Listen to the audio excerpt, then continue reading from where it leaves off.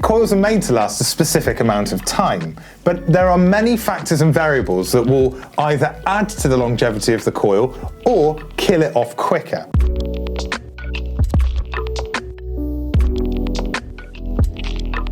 One of the most common causes for a coil to burn out will be running your tank dry. Now, you should always make sure that the wicking holes of your coil, the little holes that you see the white wicking material through, are always covered by e-liquid. If you run your tank down too low, there's nothing for that coil to soak up. That wicking material isn't going to soak up anything, which means you'll end up getting a dry hit. If that happens, then you're probably looking at changing your coil. You might have caught it just in time. You give the tank a little bit of a top up and a rest for 5 minutes.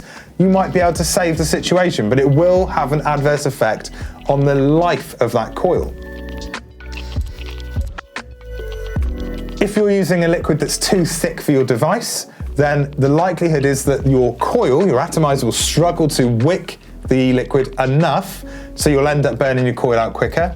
If you use too thin a liquid for a coil, so if you're a sub-ohm vapor, basically, if you're somebody blowing out loads of clouds and you use too thin a liquid, you're going to oversaturate that coil. It's not going to perform properly. It'll lose the ability to produce vapor, and you'll need to change it. So e-liquid and knowing what ratio is right for your device is hugely important.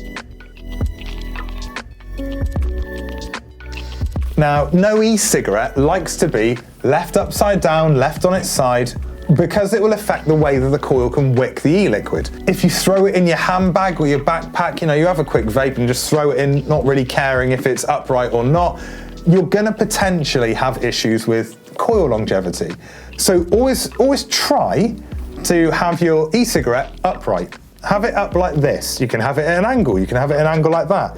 But when it's like that, it's not going to potentially cover all of your wicking holes of your coil, which means that one side will oversaturate, the other side will be too dry, and you're going to get one of the effects. You're either going to get loads of spit back and leakage, or you're going to get burnt out coils with very little effort.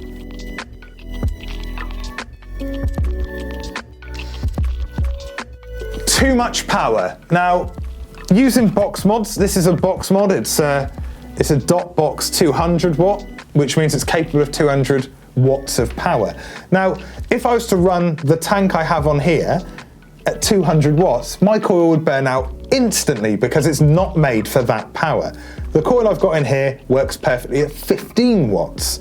Anything over that, I'm gonna be reducing the life cycle of that coil. Too much power generally means that, you're not really paying much attention to the settings of your device. Some devices don't have power options. It's just one power option you get to pick from. Others have 3.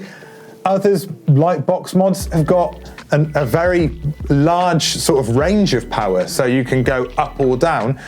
But what you want to do is check if your coil has an ideal wattage range, then always stick to that. But what I would say is make sure you know what coil you're using, you know what e-liquid you're using, and you know what power is going to be best to set it to. There are many other variables that can cause coils to burn out or oversaturate, essentially that will mean that you need to change your coil. But in an ideal world, if you're getting around 7 days out of a coil, maybe 10 days for moderate use, then that's really good. You've got to keep in mind, coils are the cheapest component for the e-cigarette and the ones that are perishable. So I hope this has been helpful.